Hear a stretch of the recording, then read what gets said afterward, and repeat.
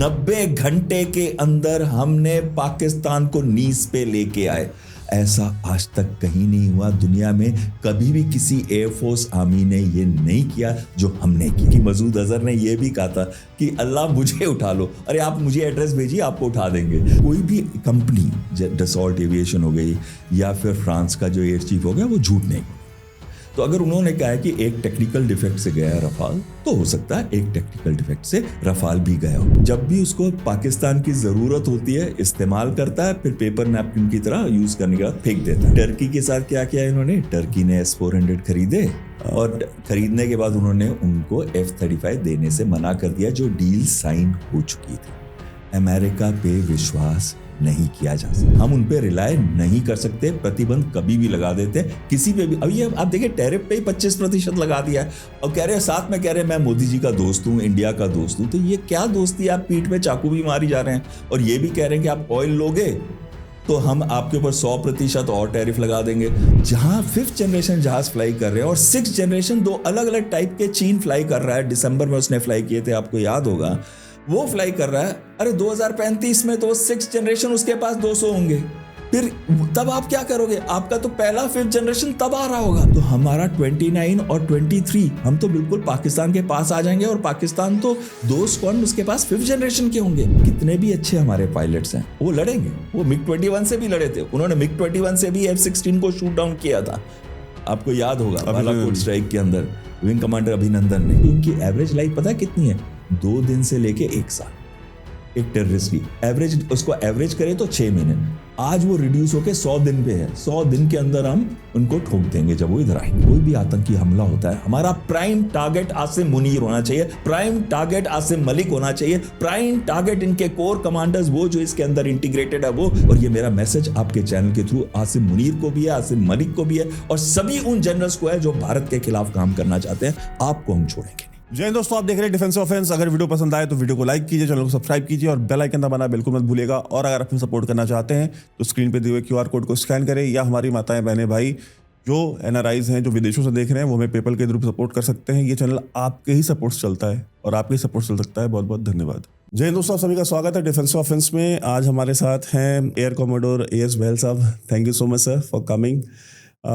Thank you for calling me. Thank you so much sir. And sir बहुत सारे issues हैं जिनके ऊपर ना सर मुझे एक ब्लंट बात करनी थी एंड आपसे बेटर इंसान मुझे ब्लंटनेस में कहाँ मिलेगा। तो और फाइटर जेट्स को और जो फाइटर जेट्स की टेक्नोलॉजी है, उसका ऑपरेशंस है, आपसे बेहतर कौन समझ सकता है। सर सबसे पहले शुरुआत करते हैं, ऑपरेशन सिंदूर हुआ, उसको लेकर के बहुत सारी बातें हुई। I will play devil's advocate today, ठीक है। और ये हुआ कि भाई 6 रफाल गिर गए या 6 जहाज गिर गए इंडिया के। अब तो डोनाल्ड ट्रंप ने कह दिया कि 5 प्लेन्स वर डाउन। अच्छा, उसको लेकर के इंडियन ऑपोजिशन जो है बार बार सवाल उठा रही है। उसका कोई clear categorical answer Indian parliament में जो है डिफेंस मिनिस्टर या होम मिनिस्टर ने भी नहीं दिया। होम मिनिस्टर ने ये कह दिया कि भाई आप ये तो पूछ रहे हैं कि भाई हमारे कितने गिरे, आप ये क्यों नहीं पूछते कि उनके कितने गिरे। बिल्कुल सही कह रहे हैं, ठीक है। डिफेंस मिनिस्टर ने ये सवाल पूछा था राजनाथ सिंह जी ने।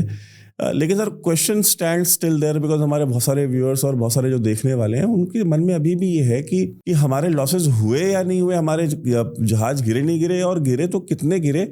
Because sir eight the end of the day वो जहाज हमारे डिफेंस मिनिस्टर की पर्सनल प्रॉपर्टी नहीं है, वो इंडियन टैक्स पेयर की प्रॉपर्टी है। सो इंडियन टैक्स पेयर अगर ये सवाल पूछ रहा है तो आप उसको गलत भी नहीं कह सकते। कोई भी इंसान खड़ा होकर कहता है यार मैं तो टैक्स पेयर जानना चाहता हूँ, तो ये उसका हक है। Sir what is your opinion on this? Vaibhav, मुझे थोड़ा टाइम दीजिएगा, क्योंकि ये बहुत क्लोज है मेरे हार्ट के। और मैंने तो हवाई जहाज उड़ाए हैं, 30 साल उड़ाए हैं, वो उनमें से कई टाइप के फाइटर्स उड़ाए हैं। सबसे पहले ये कहूँगा कि एक कार्ल वॉन क्लॉज़विट्ज़ होते थे नेपोलियन के टाइम में, उन्होंने कहा था political object is the goal and war is only a means of achieving it. तो पॉलिटिकल ऑब्जेक्ट क्या था? हमारे साथ पहलगाम हुआ, बहुत गलत हुआ, हमारे देश के साथ गलत हुआ, हमारी सेकुलर फैब्रिक को हर्ट किया। उसका जवाब एक ऐसे तरीके से देना है कि खौफ पैदा करनी है पाकिस्तान के अंदर, और वो तभी हो सकती है अगर हम सैकड़ों के करीब आतंकियों को भी मारें, उनके अंदर घर के अंदर घुस के मारें। तो हमने जो भी हमें ऑब्जेक्टिव्स दिए गए थे, पॉलिटिकल ऑब्जेक्टिव्स, हमने उसको पूरा किया। 90 घंटे के अंदर हमने पाकिस्तान को नीस पे लेके आए। ऐसा आज तक कहीं नहीं हुआ दुनिया में, कभी भी किसी एयरफोर्स आर्मी ने ये नहीं किया जो हमने किया। 9 के 9 टेरर टारगेट्स को ऑब्लिटरेट कर दिया हमने। 100 के करीब आतंकी मार दिए, चाहे वो हिजबुल मुजाहिदीन के थे, चाहे वो जैश ए मोहम्मद के थे या लश्कर तैयबा के थे। यहाँ तक कि मसूद अजहर ने यह भी कहा था कि अल्लाह मुझे उठा लो, अरे आप मुझे एड्रेस भेजिए, आपको उठा देंगे। तो कहीं ना कहीं हमने वो काम किया, हमारी एयरफोर्स ने वो काम किया जो शायद इवन मोस्ट प्रोफेशनल एयरफोर्स हैं, जैसे कि अमेरिकन एयरफोर्स को कहते हैं, इजरायली एयरफोर्स को कहते हैं। वैसे इजरायली के भी F-35 गिरे थे, लेकिन किसी ने क्या आज तक बताया है कि हमारे कितने जहाज गिरे? ना इजराइल ने बताया, ना अमेरिका ने बताया कभी उनके कितने गिरे। क्या पाकिस्तान ने बताया कि उनके कितने गिरे हैं? अभी देखिए मैंने ये भी गिरा दिया आपका। क्या मैं कहूंगा कि ये हमने कितने गिराई ये? तो बात वहीं पे एंड पे आ जाती है कि ये प्रश्न उठता किस लिए? आपने कहा टैक्स पेयर्स का पैसा, ठीक है, फिर मैं उसके लिए आंसर करता हूं।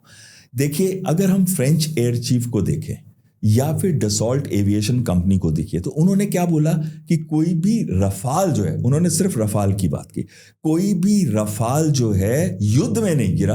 हाँ, टेक्निकल डिफेक्ट से एक हाई ऑल्टीट्यूड्स पे रफाल गिरा।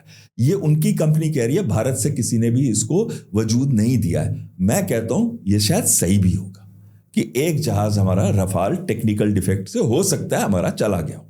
दूसरी चीज है, इस बार हमने पहली बारी ऐसी टैक्टिक्स का इस्तेमाल किया था जो कि पहले कभी भी हमारे देश ने या बहुत कम देशों ने इस्तेमाल की है। हमारा जो रफाल है उसके साथ हमने एक्स गार्ड करके एक डिकॉय आता है। वो क्या होता है, वो ना 100 मीटर दूर पे एक ऐसे डिकॉय को छोड़ता है, साथ में लगा के रखता है, वो टो करता रहता है कंटिन्यूअसली, जिसमें वो यंत्र होते हैं जो वो रेडार सिग्नेचर जो रफाल का होता है ये एमिट करना शुरू कर देता है। और रफाल अपना स्पेक्ट्रा, जो उसका इलेक्ट्रॉनिक वॉरफेयर का सिस्टम है, वो इस्तेमाल करके अपने आप को बचाता है। और ये क्या करता है, ये बताता है कि मैं रफाल, और साथ में ये भी जैम करता है 360 डिग्रीज में 500 वॉट का सिस्टम लेके। तो सोचिए, ये ऐसा एडवांस डिकॉय था कि इससे ये नहीं पता पाकिस्तानी मिसाइल को, PL-15 को, कि क्या ये रफाल है कि क्या है ये रफाल। तो हो सकता है कि एक आधा ऐसा भी डिकॉय गिरा हो। दूसरा, हमारा एक बैंशी जेट 80+ करके डिकॉय है जो कि 720 किलोमीटर पर आवर की स्पीड पे चलता है। वो Su-30, रफाल, MiG-29 जैसे सिग्नेचर जो होता है रेडार के ऊपर उसको एमिट करता है, हीट सिग्नेचर भी वैसा ही देता है। तो वो भी हो सकता है हमारे 1-2 गिरे हों, और साथ में हमारे 1-2 जहाज भी गिरे हों। अब आप लड़ाई झगड़ा कर रहे हैं, अब आप मुक्का मारते हैं किसी को, बॉक्सर जो है 2-3 लगे हुए हैं, धनाधन मार रहे हैं एक दूसरे के ऊपर। मुझे बताइए, आप जब आप धनाधन मारते हैं, आप 20 मारते हैं, आपको 2 पड़ते हैं क्या? पढ़ सकते हैं ना। लेकिन इसका क्या मतलब है, आपने नॉकआउट फाइट कर दी है तो क्या आपकी विक्ट्री में कोई कमी है? आपने तो नॉकआउट किया, हमने पाकिस्तान का नॉकआउट कर दिया। और कैसे किया है कि हमने ना केवल वो 9 टेरर टारगेट्स को मारा है, हमने 11 एयरफील्ड्स को, यहां तक कि उनकी रहीम यार खान एयरफील्ड जो है आज भी, जैसे प्रधानमंत्री कहते हैं, ICU में। क्यों? उसका बोला गया था आज की डेट तक, 5 अगस्त तक उसको रिपेयर करेंगे। पहले, इससे पहले की डेट दी गई थी और आज की डेट दोबारा रिवाइज करके दी गई। मैं श्योर हूं कुछ और महीने के लिए भी वो रिवाइज कर देंगे, क्योंकि इतनी बुरी तरह से हमने हिट किए उनके एयरफील्ड्स। यहां तक कि जब हमने बॉम्ब गिराए किराना हिल्स के पास, अमेरिका के जहाज आए थे बोरॉन लेके, ये देखने के लिए कि कोई न्यूक्लियर वेपन तो नहीं उड़ गया उनका। तभी इतना अमेरिका डर गया था, क्योंकि अमेरिका के अपने कुछ वेपन सिस्टम्स अभी भी पाकिस्तान में शायद डिप्लॉय होंगे। तो अब महत्वपूर्ण बात यह आती है कि क्या हमारे 2 या 3 जहाज गिरे, चाहे वो MiG-29 हो, चाहे वो दूसरे टाइप के जहाज हो सकता है गिरे होंगे, 2 या 3 गिरे होंगे, हो सकता है। ये भी हो सकता है कि एक रफाल जो टेक्निकल डिफेक्ट से गिरा है और 1-2 और जहाज गिरे हों, लेकिन हमारे 5-6 जहाज नहीं गिरे। ये तो हमारे CDS ने भी बोला था सिंगापुर में जाके। और साथ में जब बात करी इन्होंने, ट्रंप ने, इन्होंने कहा 5 जहाज गिरे हैं, शायद 4 से 5, ये बोला उन्होंने। पर ये नहीं बताया कौन से देश के गिरे। वैसे अगर वो पाकिस्तान की बात कर रहे थे, जो मुझे नहीं लगता, पर अगर पाकिस्तान की बात कर रहे हैं तो उस पर भी मेरा इश्यू है। मेरी तो कैलकुलेशन में उनके 7 से 8 जहाज गए हैं, 5 जहाज नहीं गए हैं, उससे मच ज्यादा। उनके तो 2 AEWC यानी कि airborne early warning and control system वाले जहाज गए हैं। वो क्या होता है जहाज के ऊपर ना एक रेडार लगा होता है। उससे क्या होता है, जब जहाज ऊपर उठता है तो रेडार का होराइजन बढ़ जाता है और डीप इनसाइड पाकिस्तान आप देख सकते हो। अपनी टेरिटरी में रहते हुए, ये है टेरिटरी हमारी, इसके अंदर रहते हुए डीप इनसाइड आप पाकिस्तान देख सकते हो और हमारे जहाज़ों को डायरेक्ट कर सकते हो ताकि उनके ऊपर अटैक किया जा सके। या फिर S-400 जिसकी रेंज 380 किलोमीटर, नियरली 400 किलोमीटर, उसका इस्तेमाल करते हुए उनके AEWC को एक को हमने शूट डाउन किए, उनके F-16s भी गिरे थे। कई तो हमने जब अटैक किए उनके हैंगर्स के ऊपर, उसमें उनके UAVs गए, उनके F-16, F-7P ऐसे जहाज गए, और एक AEWC जो कि उनका साब एरी आई करके ऐसा airborne early warning and control system जहाज है भुलारी के अंदर, वो तो हैंगर के अंदर ही गिरा। और आपको याद होगा 5-6 उनके एयरफोर्स के जवान और ऑफिसर भी मरे थे उसके अंदर। हालांकि उसका हमें दुख है क्योंकि हमने उनको एम नहीं किया था, हमने एयरफील्ड को एम किया था और उसको एम किया था। एंड में मैं ये कहूँगा कि मेरी अगर अपनी एप्रिसिएशन है, हो सकता है कि हमने 2 या 3 जहाज हमारे गए हों और 2-3 हमारे डिकॉयज गए हों, ये हो सकता है। हाँ, ये ज़रूर है कि कोई भी कंपनी, डसॉल्ट एविएशन हो गई या फिर फ्रांस का जो एयर चीफ हो गया, वो झूठ नहीं बोलेंगे। तो अगर उन्होंने कहा है कि एक टेक्निकल डिफेक्ट से गया है रफाल, तो हो सकता है एक टेक्निकल डिफेक्ट से रफाल भी गया हो। क्या मैंने आपका क्वेश्चन आंसर किया सर? बिल्कुल सर। सर एक सवाल अगला आता है कि हमने रफेल लिए, 36 रफेल लिए, 2 स्क्वाड्रन, और हम अब रफेल M नेवी के लिए हम ऑर्डर कर रहे हैं कि भाई हम वो लेंगे। हम कोई भी दूसरा, जैसे हमने देखा कि F-16 का जो एक एडवांस्ड वर्जन था F-21, उसको बना करके, और उसमें बता रहे थे कि जी जिसकी एवियोनिक्स थी या उसकी जो वो F-16 से कहीं ज़्यादा, जो अभी करंट में F-16 ब्लॉक 60 है मेरे ख्याल से, कहते हैं उससे कहीं, बिल्कुल सही कह रहे हैं, उससे कहीं ज़्यादा एडवांस्ड होगा वो। And it is almost 5th generation जो हमको वो F-21 दे रहे थे, और हमने वो नहीं लिया। और उसके लिए जो डोनाल्ड ट्रंप अपने पिछले टर्म में टेक्सास से उसकी जो पूरी की पूरी मैन्युफैक्चरिंग यूनिट थी वो शिफ्ट करने को तैयार थे इंडिया में, लेकिन हमने वो नहीं लिया। हमने साब ग्रिपेन भी नहीं लिया, हमने यूरोफाइटर टाइफून भी हमने नहीं लिया। ये 2 प्रश्न हैं। हमने सिर्फ फ्रांस के रफेल ले लिए। सर, हम इंडियन एयरफोर्स को देखते हैं तो ऐसा लगता है कि स्वयंवर लगा हुआ है, क्योंकि कुछ प्लेटफॉर्म आपके फ्रेंच हैं, कुछ ब्रिटिश हैं, कुछ आपके रशियन हैं। अच्छा, आप उसको डाइवर्सिफाई किए जा रहे हैं। एयर डिफेंस सिस्टम आपके मेजॉरिटी जो है आपकी वो रशियन है, S-400 जैसी, और या तो फिर आप स्पाइडर सिस्टम है हमारा शॉर्ट रेंज में, वो इजरायली है। तो ये जो हम अलग अलग तरह के सर हम जो प्लेटफॉर्म्स लेते हैं, और फिर सोर्स कोड हमें कोई देता नहीं है, रशिया को छोड़ के सोर्स कोड हमें कोई देता नहीं है। वेस्ट में तो कोई भी नहीं देता। रफेल दसॉल ने और फ्रांस की गवर्नमेंट ने साफ मना कर दिया कि हम सोर्स कोड नहीं देंगे। तो सर ये बात आपस में करेंगे कैसे? आपका S-400 और रफेल कैसे बात करेंगे अगर आपके पास सोर्स कोड नहीं है? तो वैभव, बहुत ही अच्छा प्रश्न पूछा आपने। पहली बात है कि हम एक ही जगह से सारी चीज़ क्यों नहीं सोर्स करते, उसका जवाब मैं ऐसे देता हूँ आपको। हम रशिया से अपनी ज़्यादातर इक्विपमेंट पहले ले रहे थे। 72% हमारी परचेजेस जो थी 2010 से 2014 तक रशिया से थी। उसके बाद आज की डेट में यानी कि 2020 से 2024 के अंदर हमारी 36% पे गिर के आ गई है। रशिया हमेशा से हमारा एक फ्रेंड रहा है, सदाबहार फ्रेंड रहा है, हमेशा से हमारे साथ दिया है, चाहे वो 1971 की लड़ाई थी या जब 1998 में हमने एटॉमिक वेपन टेस्ट किए थे, तब पूरा विश्व हमको बहिष्कार कर रहा था, तब भी उन्होंने हमारा साथ दिया। वो एक रिलायबल पार्टनर है। तो भी हमने अपने ये डिफेंस परचेजेस जो है कम किए, क्योंकि कभी भी आप सारे अंडे अगर आप एक ही बास्केट में रखेंगे तो एक दिन ऐसा आता है कि सारे के सारे अंडे आपके टूट जाएंगे, और वही हो भी रहा है इस समय। अगर आप देखिए रशिया यूक्रेन का युद्ध जो चल रहा है, कई 10,000 से ऊपर तो सैंक्शंस लगे हुए हैं अलग अलग इंडिविजुअल कंपनीज आइटम्स के ऊपर, और 16 या 15 के करीब अलग अलग बार और सैंक्शंस लगाए गए हैं रशिया के ऊपर। तो अब रशिया से जो भी चीज़ बन के आ रही है उसको बहुत समय लग रहा है। S-400 हमने खरीदे उनसे 5 सिस्टम, जो कि एयर डिफेंस है, BMD भी कहते हैं उसे, बैलिस्टिक मिसाइल डिफेंस, क्योंकि वो बैलिस्टिक मिसाइल को भी शूट डाउन कर सकता है 380 किलोमीटर से। तो कहीं ना कहीं ये जो हमने लिए, ये अब 1.5 साल डिले ऑलरेडी हो चुका है इसका। अभी 3 यूनिट आए हैं, हमें 5 खरीदे थे और की भी ज़रूरत है। तो वो सिस्टम्स डिले इसलिए हो रहे हैं क्योंकि रशिया खुद 3.5 साल से एक युद्ध के अंदर फंसा हुआ है। सही है ना? तो अगर हम अपने आप को डाइवर्सिफाई कर रहे हैं तो ये तो अच्छी बात है। दूसरी बात है, फ्रांस एक रिलायबल पार्टनर है। वो अपना सोर्स कोड नहीं देता क्योंकि वो ये देता क्योंकि उनको देखने में आता है कि हमें कितना प्रॉफिट हम ले सकते हैं हमारे से। वो एक बिजनेस कर रहा है हमारे साथ, वो हमारा स्ट्रेटेजिक पार्टनर बिजनेस की वजह से है। तो अगर वो हमको कोई चीज प्रॉमिस करता है, अब जैसे हमने सितंबर 2016 में 36 रफाल उनसे लिए, उन्होंने हमको प्रॉमिस किया था 2022 तक हम आपको दोनों स्क्वाड दे देंगे, पूरे 36 दे दिए उन्होंने जो एस्टैब्लिश करना था पूरा इंफ्रास्ट्रक्चर, उसको रिपेयर मेंटेनेंस का, वो कर दिया उन्होंने। हम ट्रेनिंग जो देनी थी पायलट्स की वो उन्होंने दे दी अपनी कंट्री के अंदर। वो बिल्कुल प्रोफेशनल तरीके से काम करते हैं और जो वो बोलते हैं वो करते हैं। हाँ, उस समय हमसे ये गलती ज़रूर हो गई थी, सोर्स कोड अगर हम साइन करवा लेते उनके साथ तो आज हमको कम से कम भारतीय वेपन सिस्टम्स जो हैं, जैसे कि अस्त्रा हो गई, अभी मार्क 2 की ट्रायल्स चल रहे हैं, फिर मार्क 3 भी है जो कि 300 किलोमीटर के करीब उसकी रेंज है, तो वो वाले सिस्टम्स को भी हम इंटीग्रेट कर सकते थे या ब्रह्मोस को इंटीग्रेट कर सकते थे। तो वहां पे वो मुश्किलें आ रही है। अब वो प्रॉफिट चाहता है हमसे, वो सोर्स कोड नहीं देगा बिना प्रॉफिट के। तो लेकिन जो हम आगे जहाज ले रहे हैं या आगे सिस्टम्स ले रहे हैं फ्रांस के साथ, तो ये सोर्स कोड की बात पहले से ही कॉन्ट्रैक्ट में डाल देनी चाहिए। अमेरिका जो है ना, एक किसी ने कहा था, शायद किसिंजर ने कहा था, to be America's enemy is dangerous but to be America's friend is disastrous, is fatal. बिल्कुल सही आपने कहा, इज फेटल।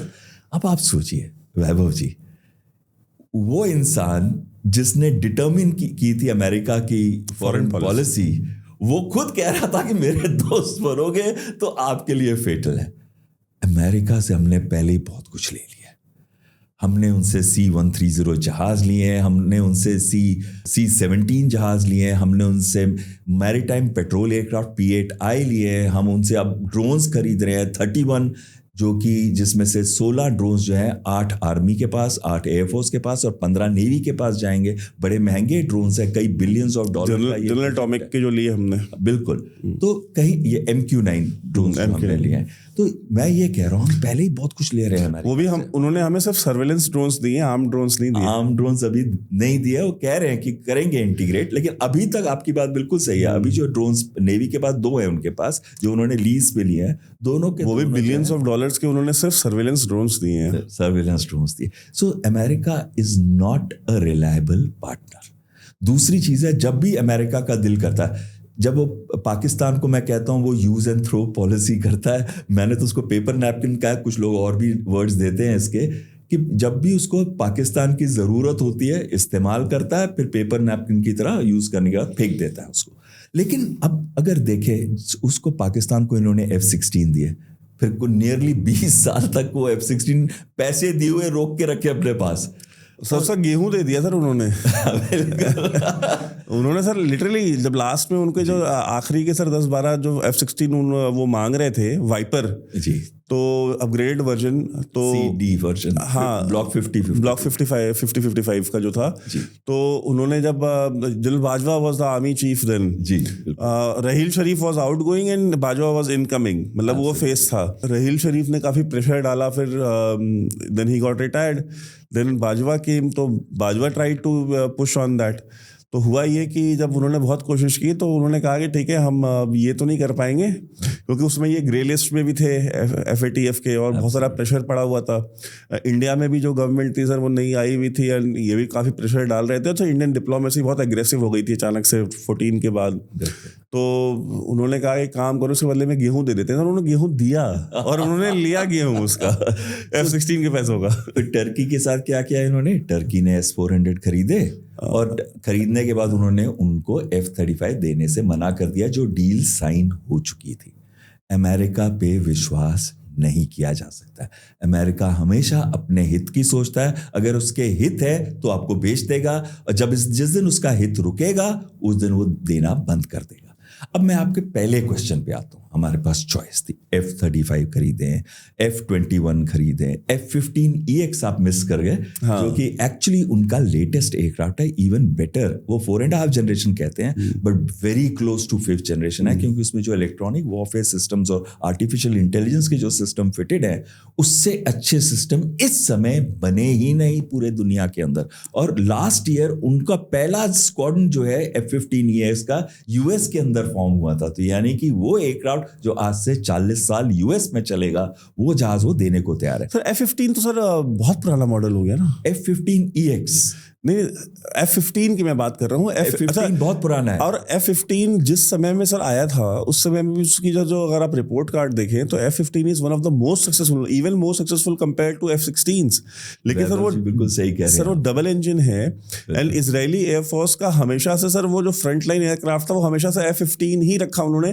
कभी भी F-16 होते हुए भी उन्होंने कभी रिलाई नहीं किया F-16 के ऊपर। They always relied on F-15। अब उसका अपग्रेडेड वर्जन सोचिए, जिसको एडवांस कर दिया गया है, जिसकी स्पीड मार्क 2.5 है, यानी कि 2.5 टाइम्स ऑफ स्पीड। इतना फास्टर या इतना फास्ट फाइटर अभी दुनिया में बना ही नहीं है जो F-15EX है। साथ में उसमें जो कैपेबिलिटीज डाली गई है, long range air launch cruise missiles की, बैलिस्टिक मिसाइल्स की, या वेपन सिस्टम्स इतने आधुनिक है जो अमेरिका में भी पहली बार उनकी एयरफोर्स में आ रहे हैं। वो भी वो देने को तैयार है। लेकिन क्या प्रॉब्लम है हमारी अमेरिका से? 2-3 इशू है। पहला तो इंटरनेशनल इशू जो मैंने आपसे बात करी है कि हम उन पे रिलाय नहीं कर सकते, प्रतिबंध कभी भी लगा देते हैं किसी पे भी। अब ये आप देखिए, टैरिफ पे ही 25% लगा दिया है और कह रहे हैं, साथ में कह रहे हैं मैं मोदी जी का दोस्त हूं, इंडिया का दोस्त हूं। तो ये क्या दोस्ती? आप पीठ पे चाकू भी मारी जा रहे हैं और ये भी कह रहे हैं कि आप ऑयल लोगे तो हम आपके ऊपर 100% और टैरिफ लगा देंगे। तो ये जो चीज़ें हैं अमेरिका के साथ हमेशा से रही हैं, आज ही की बात नहीं है। और दूसरी चीज़ आ जाती है कि जो F-35 है, जैसे F-35 की बहुत बातचीत चल रही थी, क्योंकि जब मोदी जी गए थे फरवरी में तो उन्होंने ऑफर किया था। अब ट्रंप को लगता है कि मैंने जो बोल दिया दूसरे को मानना है, अगर वो मानता नहीं है तो फिर उनको गुस्सा चढ़ना शुरू हो जाता है। तो कहीं ना कहीं F-35 जो जहाज है उसके 2 कैरेक्टरिस्टिक्स बहुत अच्छी हैं। एक है कि उसका चारों 360 डिग्रीज में रेडार का जो सिग्नेचर है बहुत ही कम है, 0.005 स्क्वायर मीटर्स के करीब, ऐसा कुछ उसका बहुत कम है उसका रेडार। ऑलमोस्ट इनविजिबल है, ऑलमोस्ट इनविजिबल है। फ्रंटल में वो और सुखोई 57 सेम है, क्योंकि फ्रंटल क्या होता है, ये देखिए ऐसे ही जब फ्रंट में जब रेडार वेव्स आती हैं तो ये प्रोफाइल तो देखिए वैसे ही छोटा है, कोई भी जहाज उसका बहुत छोटा होता है। तो फ्रंटल प्रोफाइल में दोनों जो है जहाज है F-35 और Su-57 दोनों मैच करते हैं, लेकिन जो साइड प्रोफाइल है उसमें F-35 जो है काफ़ी बेहतर है। दूसरी चीज़ है उसका सेंसर इंटीग्रेशन, उसके अंदर बहुत ही अच्छा है। वो क्या करता है, ग्राउंड के रेडार्स हो, एयर के रेडार्स हो, इंफ्रारेड सीकर जो ट्रैकिंग सिस्टम्स होते हैं, IRST कहते हैं उनको, जो हीट सिग्नेचर को मैप करते हैं, वाले सिग्नेचर्स को भी वो सब कुछ एसिमुलेट करके एक कॉमन पिक्चर बनाता है पायलट के लिए, जिसमें उसको दोस्त दुश्मन कौन से रेडार्स इल्यूमिनेट कर रहे हैं, जिन पे वो इल्यूमिनेट हो रहा है, किनको वो इल्यूमिनेट कर रहा है, वो सारा का सारा बहुत क्लियर पिक्चर आता है। वो सेंसर फ्यूजन के साथ आता है जो उसमें बहुत एडवांस्ड है, आर्टिफिशियल इंटेलिजेंस के साथ है। तो उन 2 चीज़ों में तो बहुत ही अच्छा है। पर कहाँ पे Su-57 बहुत ही बेहतर जहाज है। Su-57 में रेडार की जो रेंज है वो 400 किलोमीटर है, 1 स्क्वायर मीटर टारगेट की, 0.1 नहीं 1 स्क्वायर मीटर टारगेट की, और 0.1 स्क्वायर मीटर टारगेट की 190 किलोमीटर है। तो कहीं ना कहीं वो भी बहुत ही अच्छा रेडार है, इससे बेटर रेडार है। इनके रेडार की जो लिमिट है, रेंज है, वो 110 किलोमीटर है 0.1 स्क्वायर मीटर टारगेट की। तो यानी कि ये थोड़ा 19-20.1 स्क्वायर मीटर बेटर होगा, बट ओवरऑल जो रेडार है वो 400 किलोमीटर का जो पिकअप करने वाला है वो रशिया का रेडार है, और उसका रेडार के एलिमेंट्स चारों तरफ होते हैं उसके जहाज में, वो बहुत ही बेहतर है, कहीं सुपीरियर है F-35 से। फिर मनूवरेबिलिटी आपने देखा होगा, यहाँ पे भी जब आके उसने एरोस जो सेमिनार था उसके अंदर एरोबैटिक्स की थी, आपने देखा कैसे हवा में रुक सा जाता था, इतनी अच्छी मनूवरेबिलिटी। और वो थ्रस्ट वेक्टरिंग से, कोबरा पोस्चर कहते हैं सर उसको, कोबरा ये होता है, कोबरा मनूवर। आप बिल्कुल सही कह रहे हैं, कोबरा मनूवर भी बहुत अच्छी तरह करता है, और जो हवा में रुक सा जाता है और फिर डायरेक्शन यूं करके चेंज कर देता है, वो चीज़ आती है थ्रस्ट वेक्टरिंग से, जो F-35 में नहीं है और Su-57 में। यानी कि अगर सर थ्रस्ट वेक्टरिंग तो हमारे Su-30 MKI में नहीं है। बिल्कुल है, थ्रस्ट वेक्टरिंग Su-30 MKI में भी है, बट वो थ्रस्ट नहीं है जो कि Su-57 में है, उसके 2 इंजन में जो Su-57 में लगे हुए हैं। और साथ में क्या होता है, जब आप BVR आज को बोलते हैं बियॉन्ड विजुअल रेंज फाइट, आज की लड़ाई जो है क्लोज कॉम्बैट चला गया 2 दिन, अगर क्लोज कॉम्बैट तक पहुंचे हैं तो आप अब तक शूट डाउन हो चुके होंगे कहीं ना कहीं। तो ये वाली रेंज होती है वो मैक्सिमम होती है जब दोनों जहाज एक दूसरे के सामने आ रहे हो। इसमें नोज प्रोफाइल जो होता है वो बहुत इंपॉर्टेंट होता है, और उसमें तो दोनों का सिग्नेचर एक जैसा ही है, तो इसलिए Su-57 को मैं इस वजह से भी बेहतर गिनता हूँ मैन्यूवरेबिलिटी। अब आती है बात Su-57 की कॉस्ट। Su-57 की कॉस्ट जो है वो $40 मिलियन है, जबकि इसकी F-35 की बेसिक कॉस्ट है 82.5 मिलियन डॉलर्स। एक है $40 मिलियन, एक है 82 से ऊपर मिलियन डॉलर, और जब वेपन सिस्टम इंटीग्रेट करेंगे तो 100 से 110 मिलियन डॉलर एक एयरक्राफ्ट पे। लेकिन खराब बात F-35 की क्या है, आपने देखा कुछ दिन पहले भी क्रैश किया था, इसमें क्रैशेस काफी होते हैं। यहाँ 1 महीने के लिए आके केरला में वो जहाज खड़ा हुआ था, हम तो कहते हैं गॉड जोन कंट्री है, जो एक बार आता है वो जाता नहीं, तो वो तो जहाज ही रुक गया वहां पे। लेकिन उसमें हाइड्रोलिक फेलियर हुआ, उसमें प्रॉब्लम्स आई, और 1 महीना लगा उनको रिपेयर करके यहाँ से ले जाने में। ऑपरेशनल रिलायबिलिटी जो F-35 की है वो 54% ही है, यानी कि अगर आपके पास 2 F-35 है तो एक ही अवेलेबल है लड़ने के लिए। तो ये वाली भी, इसमें भी 66-67% तो मिनिमम Su-57 की होती है, तो कहीं बेहतर है Su-57 की ऑपरेशनल रिलायबिलिटी। फिर ये हमको ट्रांसफर ऑफ टेक्नोलॉजी भी देंगे, को डेवलपमेंट भी करेंगे, और जो इनकी एयर लॉन्च क्रूज मिसाइल जो ये इंटीग्रेट कर रहे हैं Su-57 के साथ, जर्कॉन आपने नाम सुना होगा, 9 माक की स्पीड है, 9 टाइम्स स्पीड ऑफ साउंड, ये सब कुछ देने को तैयार है हमारे, क्योंकि वो बेचना चाहते हैं और वो को डेवलप भारत में करना चाहते हैं। हमारे पास Su-30 MKI का पूरा इंफ्रास्ट्रक्चर है, उस इंफ्रास्ट्रक्चर का हम इस्तेमाल कर सकते हैं, क्योंकि कई चीज़ें कॉमन आ जाती हैं। जब वो Su का एडवांस वर्जन है, Su-30, 35 का एडवांस वर्जन है Su-57, तो अगर हम इस एडवांस वर्जन पे जाते हैं तो हमें वो भी बचत आएगी। और फिर रशिया रिलायबल पार्टनर है, अमेरिका रिलायबल पार्टनर नहीं है। मेरे हिसाब से जब मैं सब जहाज़ों को कंपेयर करता हूँ, सिर्फ 2 ही 5th जनरेशन के जहाज हमारे पास आए, एक F-35, एक Su-57, अब एक Su-75 की भी बात चल रही है, एक F-21 की भी बात हो, सारे 4 से 4.5 जनरेशन के हैं, उनमें से कोई भी 5th जनरेशन नहीं है। कभी भी जहाज आप अभी खरीद रहे हैं, आप कभी भी पीछे की टेक्नोलॉजी मत खरीदिए, क्योंकि बड़ी जल्दी ऑब्सोलीट हो जाएगी। आप एटलीस्ट आज की टेक्नोलॉजी लीजिए, क्योंकि आज जब 200 के करीब J-20 5th जनरेशन एयरक्राफ्ट चीन में फ्लाई कर रहे हैं, बहुत जरूरी है कि हमारे पास भी कम से कम 40-50 एकदम होने चाहिए 5th जनरेशन। तो वो कैसे करेंगे हम एकदम? हम वेट नहीं कर सकते 2035 के लिए, जब हमारा AMCA पहली बारी प्रोड्यूस होगा। और HAL की डेडलाइंस तो आपको पता ही है, हमेशा कुछ ना कुछ 18 महीने, कभी 2 साल, कभी 5 साल, उनका तो कोई गारंटी नहीं कि वो कब आपको जहाज देंगे। और इस बात पे तो एयर चीफ भी काफ़ी दुखी होकर बोला था कि I have no faith on you, HAL के ऊपर उसने ये बोला था, ये फरवरी के अंदर। तो कहीं ना कहीं हमें अगर आज चूज करना है, हमें लॉन्ग टर्म तो देखना कि भारत की होनी चाहिए इंडिजिनस, जैसे कि AMCA हो गया, जैसे कि हमारा Mark 1 हो गया। Mark 2 क्यों खरीद रहे हैं हम? वो फिर 2nd generation, 4th generation, 4.5 generation का जहाज है, 4.5 का। अरे भाई, अभी तो उसका प्रोटोटाइप भी फ्लाई नहीं किया। आप मुझे बताइए, जहां 5th जनरेशन जहाज फ्लाई कर रहे हैं और 6th जनरेशन 2 अलग अलग टाइप के चीन फ्लाई कर रहा है, दिसंबर में उसने फ्लाई किए थे, आपको याद होगा, वो फ्लाई कर रहा है। अरे 2035 में तो 6th जनरेशन उसके पास 200 होंगे, फिर तब आप क्या करोगे? आपका तो पहला 5th जनरेशन तब आ रहा होगा।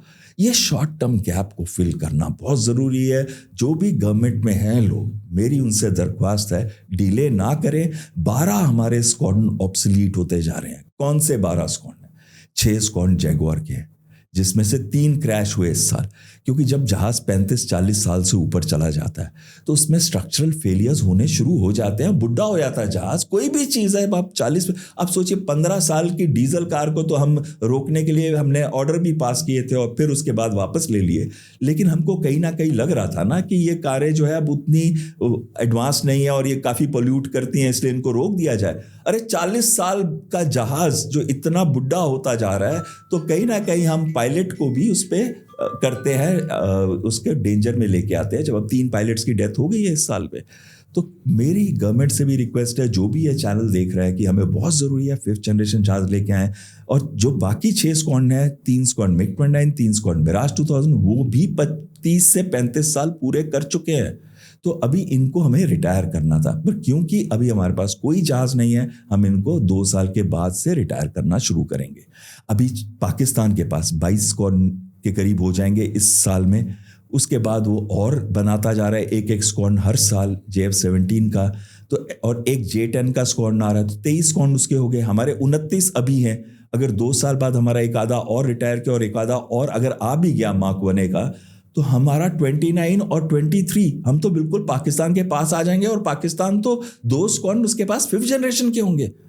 तो इसलिए बहुत ज़रूरी है कि शॉर्ट टर्म गैप को भी हम फिल करें जब हम अपनी लॉन्ग टर्म इंडिजिनस कैपेबिलिटी बना रहे हैं। सर एक सवाल, मतलब आप पाकिस्तान एयरफोर्स की आपने बात की, पाकिस्तान की एयरफोर्स की कैपेबिलिटीज़ को हमेशा बहुत ब्रश ऑफ कर दिया जाता है कि जंक है इनके पास। सर चाइना से जो निकलता है सब जंक है, बट सर हमने देखा है कि चाइना ने ग्रेजुअली बहुत डेवलप किया है in the field of artificial intelligence देख लीजिए, साइंस एंड टेक्नोलॉजी देख लीजिए, even for that matter defence manufacturing में भी हम देख रहे हैं कि वो अभी इस जो कॉन्फ्लिक्ट हुआ ऑपरेशन सिंदूर, उसमें जो उनकी मिलिट्री सैटेलाइट्स थी उन्होंने एक बहुत क्रूशल रोल प्ले किया, उनके प्लेटफॉर्म्स ने बहुत क्रूशल रोल प्ले किया। सो सर आई मीन वो इतना जंक नहीं है जितना जंक हमारे यहाँ बोलते हैं कि मतलब चाइना से निकली हुई हर चीज़ ही कचरा है, ऐसा नहीं है sir. How do you see the Chinese technology जो आज की तारीख में चाइना से निकल रही है डिफेंस में, चाहे वो J-10 हो, चाहे वो J-17 का अभी जो ब्लॉक 3 जो अब आ गया है, एक ऑनेस्ट ओपिनियन, एक honest review, how do you see these fighter jets? देखिए 15 साल पहले अगर आप में से ये क्वेश्चन पूछते ना, तो मैं भी यही कहता, चाइनीज़ टेक्नोलॉजी जंक, छोड़ दो, चिंता ही मत करो। क्योंकि JF-17 जो इनिशियली बने थे, इन्होंने दिए थे म्यांमार को, आपने देखा एक क्रैश कर गया, उसके बाद म्यांमार ने उन जहाज़ों का इस्तेमाल बंद कर दिया। तो कहीं ना कहीं ये बात भी सच है कि जो चाइनीज़ टेक्नोलॉजी है उसको एडवांस टेक्नोलॉजी के साथ मैच नहीं किया जा सकता। लेकिन वही चाइना है ना जिसने डीप सीक भी बनाया था दिसंबर में, वही चाइना है ना जिसने डीप सीक V2 बनाया जनवरी में, उसी दिन लॉन्च किया जिस दिन ट्रंप ने टेक ओवर किया था। आपको याद है, $1 ट्रिलियन से मार्केट गिरी थी उस दिन अमेरिका की। क्यों गिरी थी? क्योंकि AI की जो ओपन ये ChatGPT है उसको भी वो बीट कर रहा है पर प्राइस में एटलीस्ट। हालांकि कैपेबिलिटी में तो मैं नहीं कह पाऊंगा कि कौन सा बेहतर है, लेकिन ज़रूर प्राइस में बीट कर पा रहा था। तो कहीं ना कहीं आर्टिफिशियल इंटेलिजेंस को वो इंटीग्रेट कर रहा है अपने वॉरफेयर के साथ। इसको कहते हैं इंटेलिजेंटाइजेशन ऑफ वॉरफेयर। ये डॉक्ट्रिन उन्होंने चेंज किया। पहले इंफॉर्मेशनलाइज्ड वॉरफेयर होता था, चीन की डॉक्ट्रिन थी, अब वो चेंज करके इंटेलिजेंटाइज्ड वॉरफेयर कर दिया।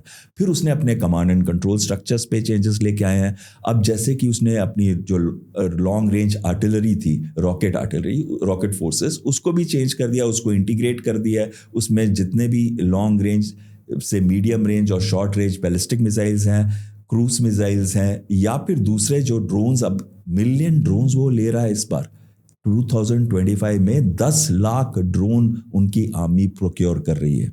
सोचिए 200 के करीब तो J-20 फ्लाई कर रहा है। अगर कितने भी बुरे हों, कितनी भी कम ऑपरेशनल रिलायबिलिटी हो, लेकिन है तो 5th जनरेशन के, और उनमें से कुछ भी इफेक्टिव हुए। अब जैसे J-10C के साथ इन्होंने PL-15 को इंटीग्रेट किया। ये वही मिसाइल है ना इनकी जो लॉन्ग रेंज मिसाइल है 200 से 300 किलोमीटर की। ये कहते हैं इन्होंने एक्सपोर्ट वर्जन दिया। मुझे लगता है यहाँ इन्होंने हमारा उल्लू बनाया है चीनी ने। और पाकिस्तानी मीडिया सर ओपनली कह रही है ये बात, दे आर सेइंग कि, और जो पाकिस्तान के जो बहुत सारे जो एनालिस्ट है या एक्सपर्ट्स हैं, मैं उनको सुन रहा था, एंड दे वर सेइंग कि हमने ये बेट डाली थी कि हमने PL-15E जो है हमने चाइना से लिया हुआ, चाइना ने हमको PL-15E दिया है, और कहीं इसके बेसिस पे इंडिया ने अपनी स्ट्रेटजी बनाई एंड दे टुक आवर बेट। ये उनका क्लेम है। हाँ, ये उनका क्लेम है, क्योंकि इस मिसाइल जो E वर्जन है उसकी रेंज है 145 to 150 किलोमीटर्स, जबकि जो PL-15 नॉर्मल ओरिजिनल मिसाइल है चाइना की, उसकी 200 से 300 किलोमीटर रेंज है। तो अगर हमें अपनी टैक्टिक्स बनानी है तो हम 150 किलोमीटर से दूर रहेंगे। लेकिन अगर उन्होंने एक्चुअली 200 किलोमीटर की ली है और हम 150 किलोमीटर के से दूर रहेंगे कर रहे हैं, तो हम उसकी थ्रेट रेंज के अंदर, थ्रेट एनवलप के अंदर आ जाते हैं। तो कहीं ना कहीं ये जो उन्होंने एक ऐसी बात कही कि हम उनको एक्सपोर्ट वर्जन दे रहे हैं, वो झूठ थी। एक्चुअल वर्जन ही दिया, ये मेरी असेसमेंट है, कहीं से मैंने पढ़ा नहीं है। दूसरी बात आती है कि अगर हमें मैच करना है 5th generation to 5th generation, हमें मैच करनी है चाइनीज सिस्टम और वेस्टर्न सिस्टम, तो ऑफ कोर्स वेस्टर्न सिस्टम कहीं बेहतर होंगे। लेकिन अगर हम 5th जनरेशन को एक 4th जनरेशन वेस्टर्न सिस्टम के साथ मैच करना है या 4.5, तो फिर चाइनीज 5th जनरेशन बेटर होगा ही, क्योंकि वो 5th जनरेशन की स्टेल्थ कैरेक्टरिस्टिक्स, जो वेपन लोड है कन्फर्म बेली में लेके चलते, बेली में लगाते हैं, जो air to air long range missiles, air to ground long range missiles जो लगाते हैं, जिनकी रेंजेस 300 किलोमीटर से ऊपर होती है, वो उनको छुपा देता है, तो वो रेडार का सिग्नेचर फिर भी उसका छोटा रहता है। ये स्टेल्थ सुपर क्रूज की फैसिलिटीज, यानी कि रीहीट कर, जो आफ्टर बर्न आग लगती है ना पीछे से, जहां फ्यूल डायरेक्टली जेट नोजल में डाल के बर्न किया जाता है ताकि मैक्सिमम स्पीड मिले जहाज को, तो वो वाला की भी जरूरत नहीं पड़ती, वो सुपरसोनिक यानी कि स्पीड ऑफ साउंड से तेज रहता है फिर भी। तो ये सारी कैरेक्टरिस्टिक तो है ना उसके अंदर, और इसमें ये भी कैरेक्टरिस्टिक्स है कि वो रेडार पे उसका सिग्नेचर कम ही होगा, हो सकता है 0.005 ना हो, 0.05 हो तो भी कम होगा। और ये भी कहा जा रहा है कि जो F-35 है वो हमारे S-400 से पकड़ा जाता है 97 किलोमीटर की रेंज के अंदर। तो ऐसा नहीं है कि F-35 का, जिसको कहते हैं नियरली इनविजिबल, वो भी तो हमारे S-400 में पकड़ा ही जा रहा है ना, हमारे एयर डिफेंस सिस्टम में। तो ये मैं ज़रूर कहूँगा कि उनकी क्वालिटी धीरे धीरे इंप्रूव हो रही है। वो ग्लोबल लीडर बनना चाहते हैं आर्टिफिशियल इंटेलिजेंस का। उन्होंने आर्टिफिशियल इंटेलिजेंस अपने वेपन सिस्टम्स और एयरक्राफ्ट में इंटीग्रेट करना शुरू कर दिया है। उनकी इफेक्टिवनेस बढ़ती जा रही है। ये ज़रूर कहूँगा कि दोनों में अगर कंपेयर करें वेस्टर्न सिस्टम्स और चाइनीज़, तो चाइनीज़ के सिस्टम उतने अच्छे नहीं होंगे, लेकिन फिर भी उनकी क्वालिटी में इंप्रूवमेंट आती जा रही है। तो सर, तो पाकिस्तान की एयरफोर्स जो है, वो जो J-17 का जो हमने देखा, जो ब्लॉक 3 है, अब how do you rate J-17 block 3? वो आपने बता दिया, जो पहला इनिशियल वर्जन आया था तो वो तो वाकई में जंग था, लेकिन अब जो ब्लॉक 3 आया है, क्या वो भी जंग है? Would you rate it in the category of जंग? मैं उसको जंग की कैटेगरी में रेट नहीं करूँगा। उसमें एडवांस्ड रेडार लगा है, और उसके रेडार के साथ उन्होंने PL-15 को भी इंटीग्रेट किया गया है, और इस रेडार की capabilities are much better than the JF-17 block 1 और ब्लॉक 2। साथ में हेड अप डिस्प्लेज हैं, वाइजर डिस्प्लेज हैं, काफ़ी कुछ ऐसा है जो बहुत एडवांस टेक्नोलॉजी एक पायलट को बहुत मदद करती है, और साथ में सेंसर फ्यूजन की बेसिक कैपेबिलिटीज़ उसके अंदर है। इसको मैं 4 और 4.5 जनरेशन के बीच में कहूँगा। हाँ, रफाल से मैच नहीं कराऊंगा, फिर भी रफाल फिर भी बेटर है, लेकिन रफाल है तो हमारे पास सिर्फ 36, अब एक अगर सपोज वो सही है कि एक लॉस हुआ है, तो 35 रह गए हमारे पास। तो 35 कहाँ कंपेयर कर रहे हैं, उनके पास 180 हैं, जिसमें से 50 से 55 तो उनके पास ब्लॉक जो 3 है वो वाले हैं। और वो अब क्या कर रहा है, अपने ब्लॉक 1 और 2 को भी अपग्रेड करता जा रहा है उसको ब्लॉक 3 में, और साथ में अपने F-7P और PG स्क्वाड्स को हटाते हुए, नंबर प्लेट यानी कि रिटायर करते हुए, उनको रीजनरेट कर रहा है एज JF-17, तो ताकि उसकी फ्लीट में JF-17s होंगे, J-10s होंगे, और साथ में J-35 ऐसे एडवांस जहाज ही रहेंगे थोड़े और 5 या 10 साल के अंदर। सर, हमारी एयरफोर्स में सर, हम तो अभी तक MiG-21 बाइसन यूज़ कर रहे हैं, और आप क्वेश्चन करिए तो कहता है it is man behind the machine which matters. Machine तो मैटर ही नहीं करती सर, सब man behind the machine matter करता है। तो अगर man behind the machine he matter करता है, तो इतने जहाज गिरते कैसे फिर? वैभव जी, आपने तो मेरे कनपट्टी पे बंदूक रख दी और साथ में ये भी कह दिया कि बोलोगे पायलट मैटर नहीं करता, अगर बोलोगे तो ये है वो। सो बहुत ही अच्छा प्रश्न है वैभव जी। देखिए, मैं ये ज़रूर कहूँगा कि मैन बिहाइंड द मशीन तो मैटर करता। हमारे जांबाज जो पायलट्स हैं, जो हमारे एयर वॉरियर्स हैं, हमारे सैनिक हैं, हमारे नौसैनिक हैं, पूरे विश्व में मशहूर हैं। जब भी कहीं प्रॉब्लम होती है ना, वो ये सोचते हैं पीस कीपिंग फोर्स भेजनी है तो भारत की भेजो।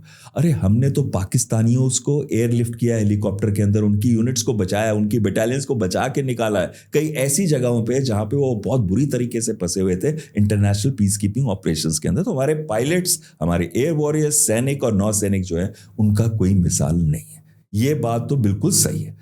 क्योंकि वो क्यों सही है? क्योंकि हमारे इधर डेमोक्रेसी, हमारे देश में हमारे आर्म फोर्सेस जो है प्रोफेशनल है, वो अपना काम प्रोफेशनली करते हैं, ट्रेनिंग प्रोफेशनल होती है, उनका ध्यान सिर्फ मिलिट्री की तरफ है, डॉक्ट्रिन, स्ट्रैटेजी, ट्रेनिंग और अपने वेपन सिस्टम्स को कैसे बेस्ट एम्प्लॉय कर सकते हैं उसके ऊपर है। और हमेशा से, जैसे हमारे चीफ भी कह रहे थे, हम तो लड़ते आए, जो दोगे हम उससे भी फाइट करेंगे और अच्छा रिजल्ट लेके आएंगे, और जो गवर्नमेंट चाहती है वो लेके आएंगे, 3 दिन 90 घंटे के अंदर लेके आएंगे। हमने करके दिखाया ना।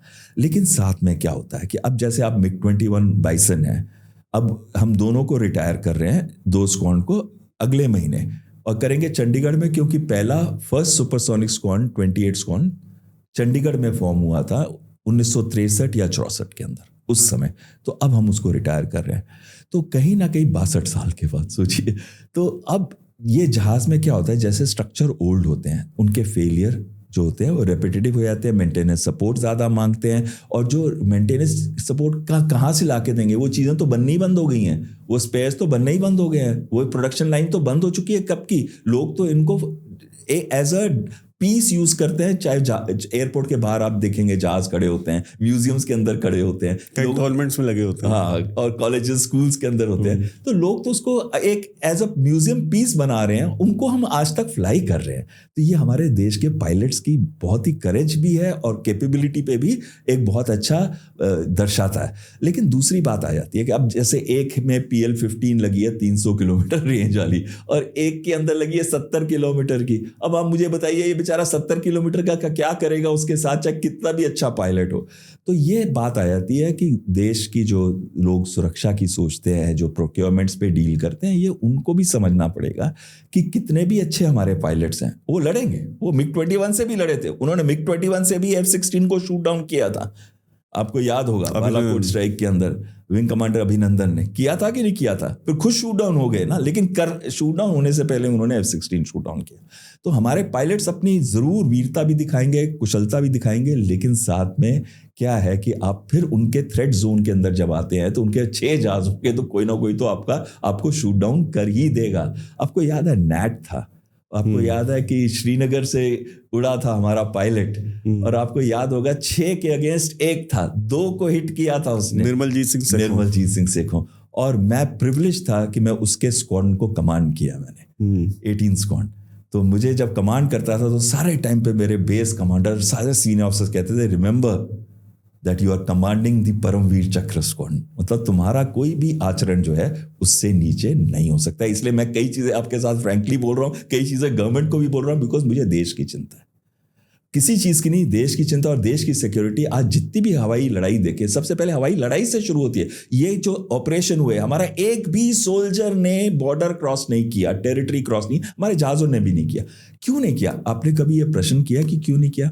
ये नहीं है कि हम दुनिया को दिखाना चाहते हैं कि हम नैतिकता फॉलो कर रहे हैं, ऐसा कुछ नहीं है। लड़ाई में कोई नैतिकता नहीं होती, लेकिन ये है कि अगर हम कोई भी अपनी फोर्सेस को लेके जाते हैं, और उन्होंने कहा है कि हम न्यूक्लियर बम फोड़ देंगे, हम न्यूक्लियर बम फोड़ देंगे, अब पहली बारी में वो शुरू हो जाते हैं बोलना पाकिस्तान। अभी तक उनके डिफेंस मिनिस्टर हमने कोई दिवाली की तरह पटाखों की तरह नहीं लेके रखे हुए, ऐसी स्टेटमेंट्स देते हैं वो।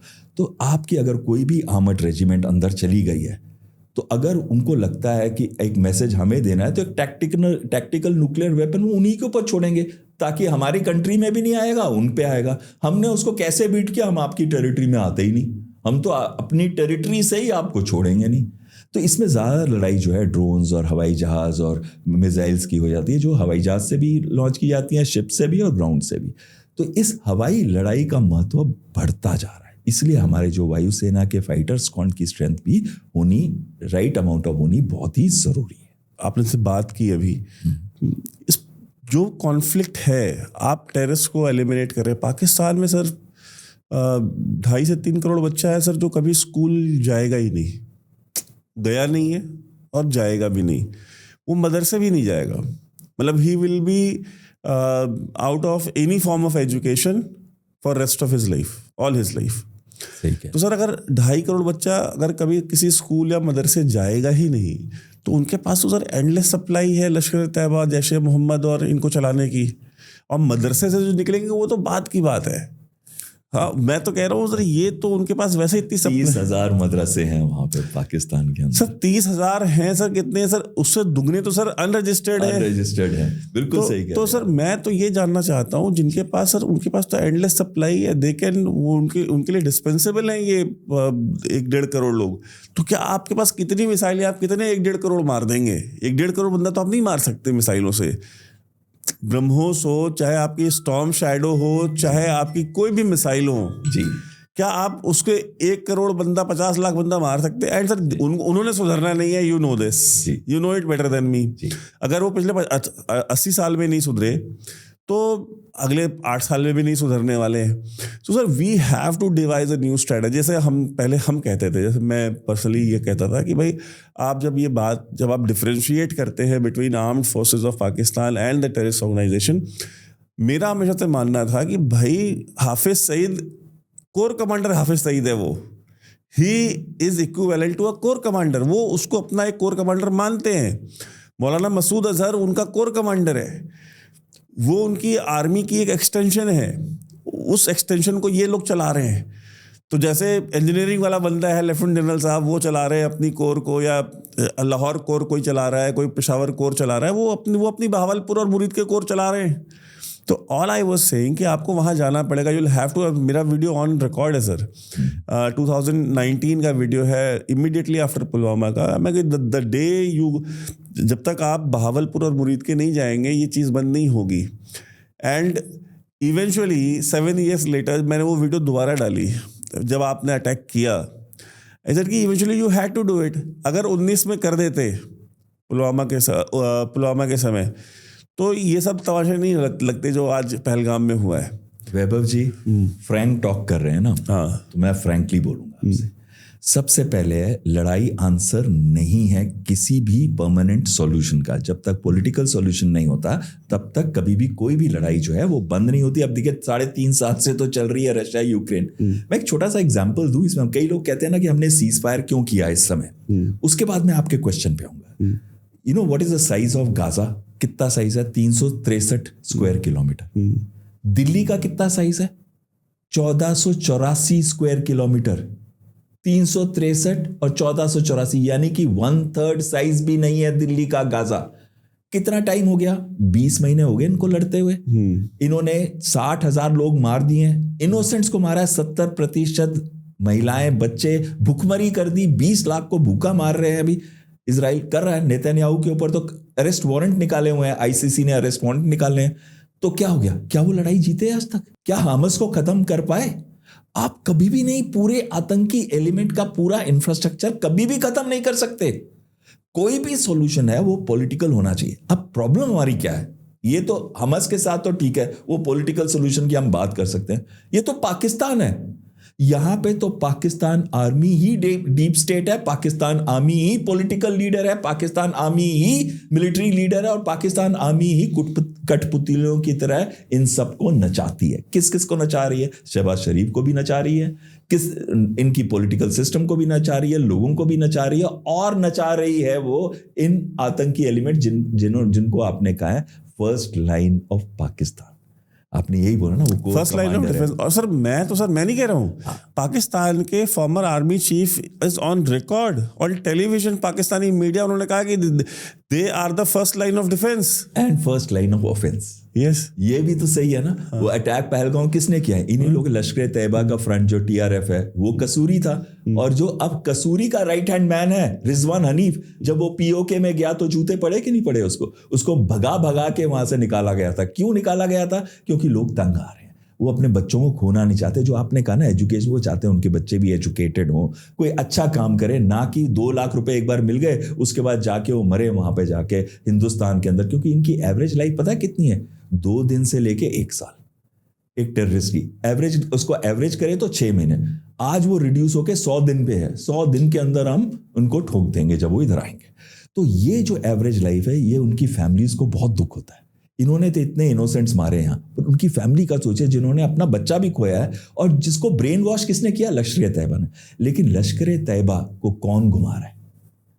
वो तो जनरल मुनीर घुमा रहा है, और उनकी आईएसआई चीफ आसिम मलिक घुमा रहा है।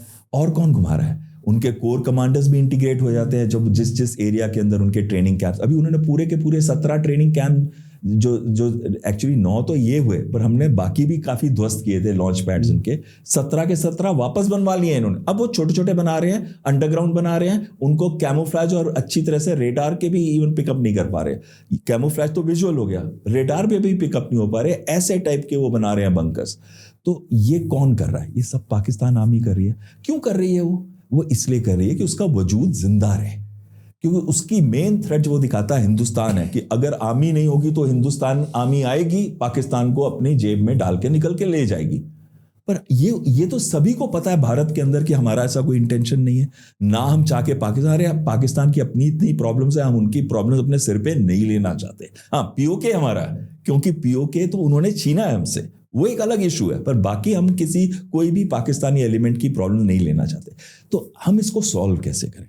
इसका एक ही तरीका है, और वो है जब तक हम खौफ नहीं लेके आते आसिम मुनीर के अंदर, आसिम मलिक के अंदर, उन जितने भी ISI चीफ है, कि आप रिटायर हो जाए, दुनिया के किसी कोने में भी आप चले जाओ, क्योंकि रिटायर होते ही भाग जाते हैं। जो इनका 1.5 लाख करोड़ का हर साल का बिजनेस और 2 लाख करोड़ की रियल एस्टेट है, उसका पैसा जेब में डाल के ये गायब हो जाते हैं। जिस दिन ये रिटायर होते हैं, इनको पता है ना तो इनकी गवर्नमेंट छोड़ेगी, ना इनके लोग छोड़ेंगे, और ना ही कोई और छोड़ेगा आतंकी एलिमेंट जो इनसे अब खफा हो चुका हो। तो ये तो भाग जाते हैं फटाफट। हमें इनको छोड़ना नहीं है। मैं आपके चैनल के द्वारा कह रहा हूं कि गवर्नमेंट को नेक्स्ट टाइम कोई भी आतंकी हमला होता है, हमारा प्राइम टारगेट आसिम मुनीर होना चाहिए, प्राइम टारगेट आसिम मलिक होना चाहिए, प्राइम टारगेट इनके कोर कमांडर्स, वो जो इसके अंदर इंटीग्रेटेड है, वो जॉइंट चीफ्स ऑफ स्टाफ जो कि इनके हैं, उन मिर्जा, शायद उनका जॉइंट शमशाद मिर्जा, हाँ, उसको वो होना चाहिए। हमें इनको छोड़ना नहीं है। और मैं गवर्नमेंट को भी कह रहा हूं, डरे ना, इनको छोड़े ना। इनको जब हम मारना शुरू करेंगे चुन चुन के, जैसे सुलेमान को मारा गया था या दूसरे आतंकियों को मारा गया, उसका कमर टूट गई है लेबनान के अंदर। आप कुछ भी कहिए, centre of gravity modern model, उसके अंदर सेंटर ऑफ ग्रेविटी लीडरशिप है, और लीडरशिप टेररिस्ट ऑर्गेनाइजेशन की टेरर लीडर्स नहीं है, उन आसिम मुनीर और आसिम मलिक जैसे जनरल्स हैं। इनको छोड़ना नहीं है।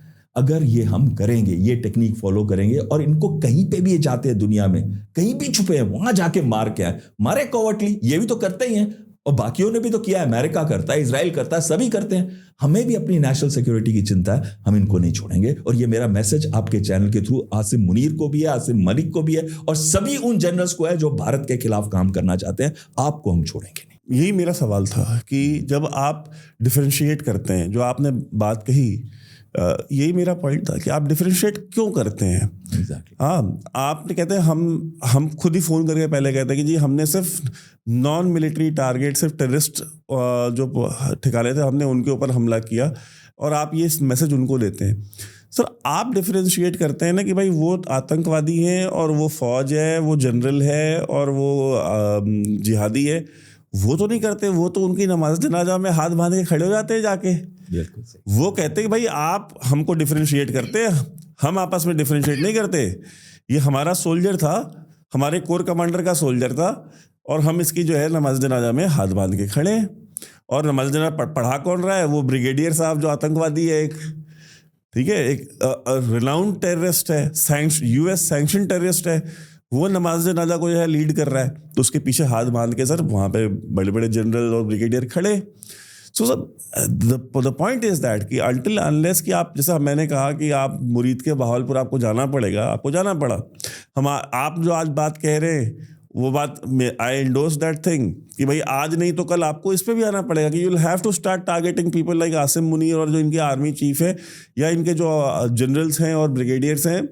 बिकॉज अगर आप वो नहीं करते हैं तो आज नहीं तो कल आप करेंगे, बिकॉज आपको वो चीज़ 10 साल बाद रियलाइज होगी। सर, डोंट यू थिंक कि कहीं ना कहीं जो एक बहुत बड़ी प्रॉब्लम है हमारी, वो ये है, दैट इज़ ब्यूरोक्रेसी। क्योंकि चाहे डिफेंस की हम प्रॉब्लम्स को ले लें, चाहे हम मॉडर्नाइजेशन को ले लें, या हम इस तरह की जो पॉलिसी मेकिंग है, national security policy making framework है, हम उसको ले लें। सर, ये सारा का सारा at the end trickle down होकर के आता है on one cancer that India is not able to deal with, and it is called bureaucracy. Don't you agree with it? Bureaucracy के बिना जी नहीं सकते हम, और ब्यूरोक्रेसी के साथ जी नहीं सकते, क्योंकि वो काम ही नहीं करते। ये आपकी भी फीलिंग है, सभी की फीलिंग है, और ऑल ओवर इंडिया आप किसी से भी पूछे ना तो कहते हैं कि जो करप्शन ब्यूरोक्रेटिक स्ट्रक्चर के अंदर है, इतनी सीप्ड है कि उसको निकालना तो किसी भी गवर्नमेंट के लिए एक इम्पॉसिबल सा टास्क हो जाता है, क्योंकि पूरी कंट्री विल स्टॉप वर्किंग। इन्होंने हर जगह पे अपने टेंटिकल्स बना के रखे हुए हैं, इनके ये कल स्ट्राइक पे चले जाएंगे तो हमारा तो पूरा कंट्री स्टैंड स्टिल पे आ जाएगा। तो कहीं ना कहीं एक चीज सर, हाँ सर पुलिस स्ट्राइक पे नहीं जा सकती, मिलिट्री नहीं जा सकती, मिलिट्री स्ट्राइक पे नहीं जा सकती, आई मीन ब्यूरोक्रेट्स जा सकते हैं, बट ब्यूरोक्रेट्स जा सकते हैं सर। सर एक आईएएस एसोसिएशन का सर एक ट्विटर हैंडल से अगर एक ट्वीट आ जाता है जी, एंड सर दिल्ली कांपने लग जाती है सर।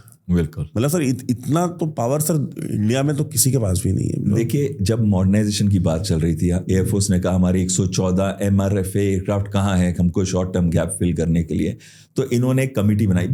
ये बहुत ही स्मार्ट होते हैं ब्यूरोक्रेट्स, एक कमेटी बनाते हैं और कमेटी की कमेटी बनाते हैं, और सारे कमेटी में ये खुद होते हैं, ये खुद ही होते हैं। और फिर उसकी कमेटी के लिए फाइल को भेजते हैं 10 डिपार्टमेंट में, और 10 डिपार्टमेंट में फाइल गई तो मतलब सोच लो कि आप कई साल बरी कर दिया, बरी हो गया था केस। तो अब ये देखिए 8 महीने हो गए, दिसंबर में इन्होंने कमेटी बनाई थी कि हम फाइटर जहाज को खरीदेंगे, हम जो एयरफोर्स की वाइटल गैप्स है, हमारे 3 पायलट मर चुके हैं, 4 पायलट या 3 पायलट इस साल मर चुके हैं, कई 4 जहाज हमारे क्रैश कर चुके हैं। अब कब डिसीजन लोगे? और ये क्यों नहीं सोचता कोई? ये ब्यूरोक्रेट्स क्यों फाइल पे फाइल और ऑर्बिट पे ऑर्बिट और साथ ही में कमेटी पे कमेटी खेल रहे हैं? इनको चाहिए डिसीजन लें। आपको 60 जहाज हमको देने, MRFA 4.5 जनरेशन, जो मर्जी दीजिए, रफाल दीजिए, कुछ भी दे, जो आपको अच्छा लगता है वो दे दीजिए, और 4 जो 60 दूसरे जहाज है ना, वो हमको जरूर दीजिए 5th जनरेशन के, क्योंकि पाकिस्तान अभी अगस्त में ले रहा है, इसी एंड में ले रहा है, और उसके बाद हमारा डिफरेंशियल जो है, पावर डिफरेंशियल जो पाकिस्तान के साथ है, वो कम होता जाएगा। तो बहुत जरूरी है कि हम अपना ये डिसीजन फास्ट लें। 5th जनरेशन फाइटर्स को ऑफ द शेल्फ भी हमें कुछ लेने पड़ेंगे, चाहे भारत के अंदर ही बनाए उनको, through transfer of technology and को डेवलपमेंट। अब देखो सर, बात ये हो जाती है ना कि अब ये जो ब्यूरोक्रेट्स हैं, कल तक सर ये अर्बन डेवलपमेंट देख रहे थे कि शहर में नाली कैसे बनेगी, कितनी चौड़ी होनी चाहिए, वाटर क्लॉगिंग कैसे रुकेगी। अगले दिन डिफेंस मिनिस्ट्री में पहुंच जाते हैं, वहाँ पे फिर फाइटर जेट्स और उसके बारे में ज्ञान देने लगते हैं कि मिसाइलें कौन सी होनी चाहिए। तो सर ये डोंट यू थिंक कि कम से कम एक रिफॉर्म तो गवर्नमेंट को 100% करना चाहिए कि जो डिफेंस मिनिस्ट्री है या जो डिफेंस सेक्रेटरी है, डिफेंस के ही लोगों को इन जगहों पे ला करके बिठाना चाहिए, ना कि सिविलियन ब्यूरोक्रेसी को, बिकॉज उनको वो चीज़ें, वो प्रॉब्लम समझ में नहीं आती है। They are more into appeasing the political masters than doing the job. जैसे आप हैं, आप ये बात खुलेआम आप क्रिटिसाइज कर दे रहे हैं कि यार ये गवर्नमेंट की ये चीज़ अच्छी है लेकिन ये चीज़ गलत भी है, ये पॉलिसी सही है, ये गलत भी है। सर मैं 25 IAS को फ़ोन करूं और बुलाऊं, बुराई एक नहीं करेगा, मैं आपसे गारंटी आपको लिख के देने को तैयार हूं। आई मीन उनकी सर जो मेंटल सर जो ट्यूनिंग है ना सर, वो इस तरीके से हुई है, पॉलिटिकल सबमिशन की। सर सबमिशन भी नहीं है sir, I mean it is complete, कहते हैं ना कि सर चापलूसी। सर चापलूसी भी बहुत छोटा वर्ड है सर। सर अगर उनको सर, एंड सर जो करप्शन भी है, इवन जो पॉलिटिकल क्लास में करप्शन है, वो पॉलिटिकल क्लास में करप्शन लेके कौन जाता है? Who is the person? जो एक पॉलिटिशियन, सर मैं कहता हूँ एक आम पॉलिटिशियन है, छोटी सी जगह से उठ करके आया है, राजनीति करके आया है, उसको हजारों करोड़ का जो खेल है वो कौन समझाता है? ब्यूरोक्रेट समझा, तो उसमें उसका भी फायदा है। और वो हजारों करोड़ मैनेज कैसे होंगे, ये उसको ज्ञान कौन देता है? वो ब्यूरोक्रेट देता है। तो सर इंडिया का सर एक्चुअली सर सबसे बड़ी प्रॉब्लम इज नॉट पाकिस्तान और चाइना, इंडिया की सबसे बड़ी problem is our own very bureaucracy. आप उसको कैंसर की तरह देख रहे हैं। सर मैं रेगुलर बोलता हूँ, and I have been saying this, and इसीलिए सर जो ब्यूरोक्रेटिक सर्कल है सर इंडिया में, they hate me, literally they hate me. वो मुझे बहुत नफरत करते हैं सिर्फ इसीलिए, बिकॉज सर आप मुझे बताइए, आम इंसान को इज्जत नहीं दे सकते। रियलिटी क्या है? आप एक IAS ऑफिसर, एक IPS ऑफिसर को आप देखिए।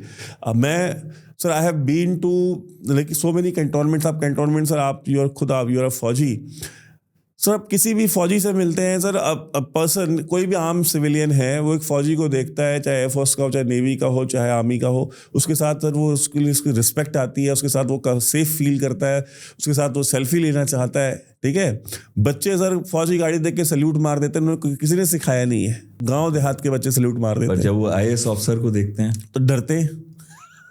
अब आप मुझे बताइए कि पुलिस वाले को देख के डर जाते हैं, और क्यों डरते इसलिए नहीं कि वो लोग खा जाएंगे, उनको पता है कि ये मेरे साथ बदतमीजी करेगा। सर, इंसान को आप रोटी नहीं दे सकते, इज्जत तो दीजिए। बड़ी अच्छी चीज़ आपने बोली। मैं जब एनसीसी कमांड कर रहा था ना आंध्र प्रदेश में, तो आंध्र प्रदेश उस टाइम यूनाइटेड था, तेलंगाना आंध्रा एक साथ है, बहुत बड़ी स्टेट थी। तो उधर मुझे कुछ अपने फंड्स को रिलीज़ कराना था। तो जो वहाँ का आईएएस ऑफिसर था, वो fortunately for me he was a honest guy और बड़ा फॉरवर्ड लुकिंग था, और उसका पता नहीं क्यों आर्म फोर्सेस के साथ अच्छा लिंक था, या उसको हो सकता है उसके कोई रिलेटिव्स हों उसके अंदर। उसके बाहर जो चपरासी था ना, मैं यूनिफॉर्म में था, मेरे से मांग रहा था, कहता चाय पानी के पैसे दे दीजिए। ये हालत है हमारे देश के अंदर। यूनिफॉर्म में मैं था और वो मेरे से चाय पानी के पैसे मांग रहा था। फिर मैंने तो 2 झटका उसको, फिर अंदर चला गया। मैं जस्ट वॉक इन, मैं अंदर ही नहीं जाने दे रहा था। मैं अंदर गया तो खैर वो तो उठ गया था जो आईएएस ऑफिसर था, और उसने काफ़ी मेरी हेल्प की। मेरी बड़ी पिक्चरें भी आज भी उसके साथ हैं, और चीफ मिनिस्टर के साथ है, जब हम जीप में जाते थे हम तीनों एक साथ। तो there are some good IAS officers, लेकिन बहुत कम नंबर, बहुत कम नंबर है। ये बात मैं आपके साथ मानने को तैयार हूँ। ये अब हमारा इतना ब्यूरोक्रेटिकली एंट्रेंस सिस्टम है कि इसको हम ओवरनाइट चेंज नहीं कर सकते। थर्ड थिंग है कि इसके अंदर जो है ना सर, जो आप बहुत इंपॉर्टेंट बात कर रहे थे, कई ऐसी ब्रांचेस हैं जहाँ पे हाईली टेक्निकल लोगों को रखना चाहिए, not because they are IAS officer, but because somebody who knows that system very well, जो समझ जाए उसको। और वो कौन सी है? एविएशन एक और है। अभी आप देखिए इतने सारे क्रैश हुए, अभी एक बोइंग 787 का भी क्रैश हुआ।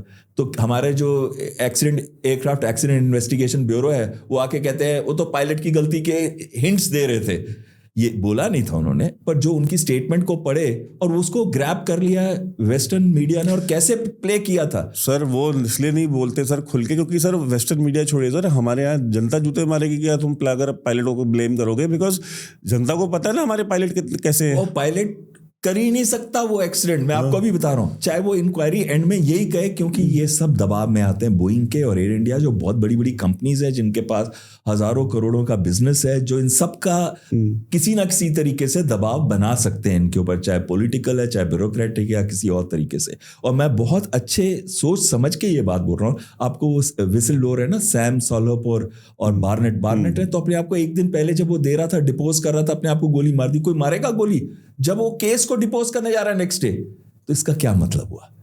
ये जो बड़ी बड़ी कंपनीज है, बोइंग है, इनके ऊपर कितने भी केसेस लगते रहे, इनको अभी भी लास्ट 3 या 4 दिन से उनके 3000 एम्प्लॉइज स्ट्राइक के ऊपर हैं, और उन्हीं के एम्प्लॉइज बताते हैं कि वहां पे सेफ्टी पे कितने शॉर्टकट्स ले रहे हैं।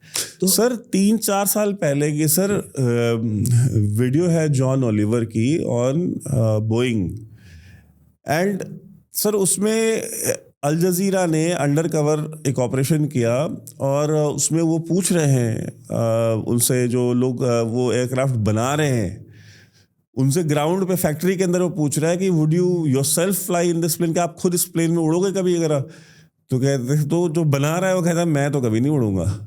अभी तो इतना खौफ हो गया है। मैं और मेरी, सर ये 4 साल 5 साल पहले की बिल्कुल, मैं और मेरी कज़न है, मेरे से 10 साल ओल्ड हैं, तो उनको एस्कॉर्ट करना पड़ता है कहीं ले जाना हो। तो उनको मुझे पूना ले जाना था, मेरे अंकल की डेथ हो गई थी, रिफ्यूज कर दिया उन्होंने एयर इंडिया। मैंने एयर इंडिया का टिकट खरीदा हुआ था, कैंसिल किया, 10,000 रुपए का मेरा नुकसान हो गया। 1 वे एयर इंडिया था। वो कहते हैं मैं ट्रैवल ही नहीं करूंगी, एयर इंडिया में नहीं करूंगी। तो ये हालत है आज, ये खौफ है लोगों के अंदर कि एयर इंडिया में ट्रैवल। रोज तो केस होता है, कल ही कोई एयरक्राफ्ट वापस आके लैंड कर गया, किसी ने रनवे में अबॉर्ट किया, टेक ऑफ अबॉर्ट किया, या किसी ने कुछ कर दिया, या जिसको बॉम्बे आना था वो कैलकाटा लैंड कर रहा था। कुछ ना कुछ आप रोज एयर इंडिया के बारे में सुनते हैं। और क्यों सुनते हैं? मैं आपको उसी बात पे लेके आता हूं, ब्यूरोक्रेट वाली लीडरशिप की बात होती है। The success behind any organisation is because of the leader. हमारा जो स्पेस का सक्सेस है वो किसकी वजह से है? विक्रम साराभाई, उसकी वजह से। हमारा जो इंटीग्रेटेड गाइडेड मिसाइल डिफेंस का हम बड़ी बड़ी बात करते हैं, हमारा ये इतना अच्छा, हमारी ब्रह्मस ने ये किया, कौन था लीडर? डॉक्टर अब्दुल कलाम आजाद। अब्दुल कलाम था कि नहीं था? ये ग्रेट लीडर्स थे। और क्यों HAL के बारे में उंगलियां उठती हैं?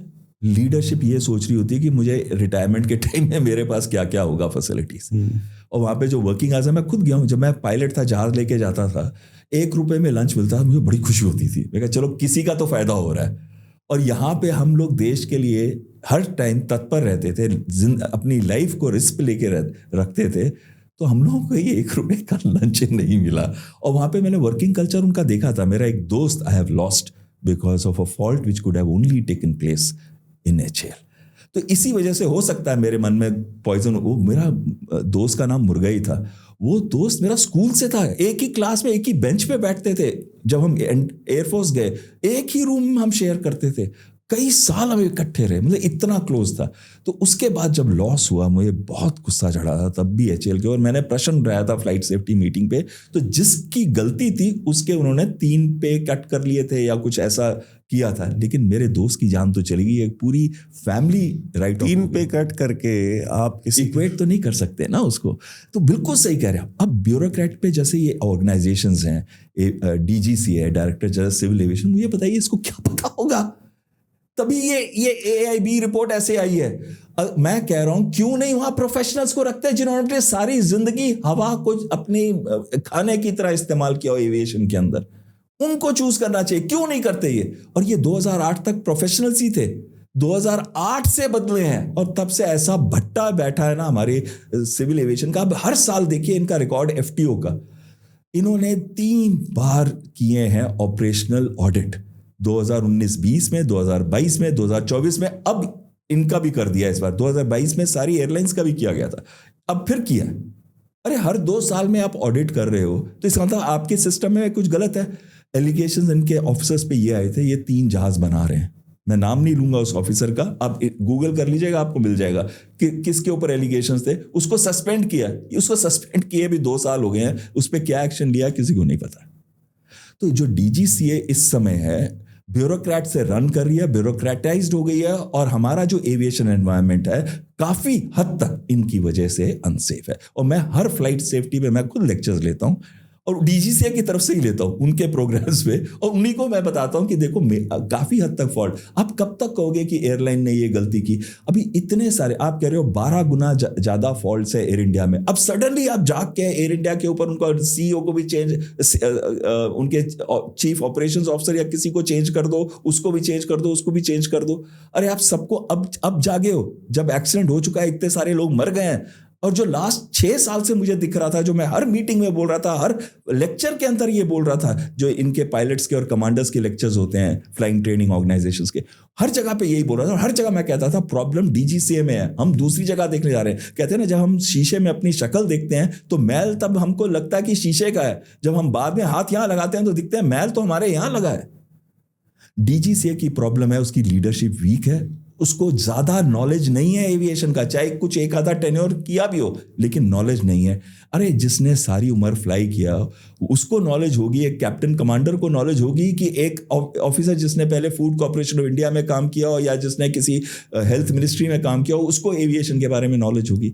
और क्यों हर 2 साल के बाद उनके ऑडिट हो रहे हैं FTO के? इसका मतलब है कहीं ना कहीं बहुत कुछ रॉन्ग है सिविल एविएशन अथॉरिटी के अंदर। क्या हमारे अंदर हिम्मत है उनमें एक्शन लेने की उनके अगेंस्ट? सर इनसे तो एयरपोर्ट नहीं मैनेज होते, आप एयर ट्रैफिक मैनेज करने की बात कर रहे हैं, मच कॉम्प्लिकेटेड ऑपरेशन।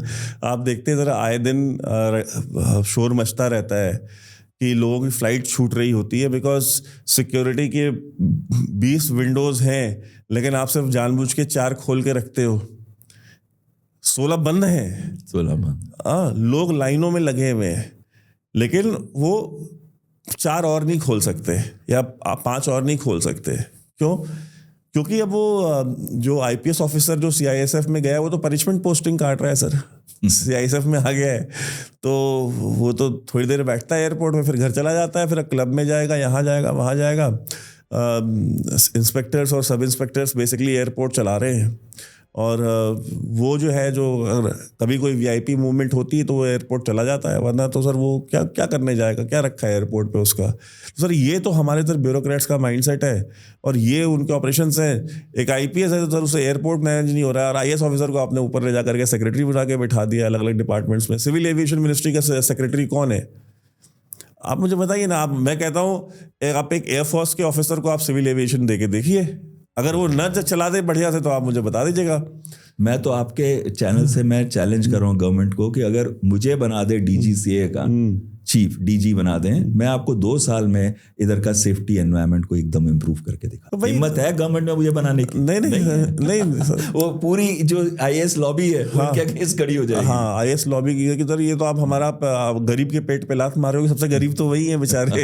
इतने गरीब है कि उनका पेट ही नहीं भर रहा और पूरा देश मिलके नहीं भर पा रहा 80 साल से सर। तो sir thank you so much sir for coming, it was really nice talking to you and I hope इधर हम रेगुलर हम पॉडकास्ट करते रहें। और अगर कभी sometimes if you are busy we can also do it online also sir. That be great sir. Okay, thank you so much sir. जय हिंद। जय हिंद सर।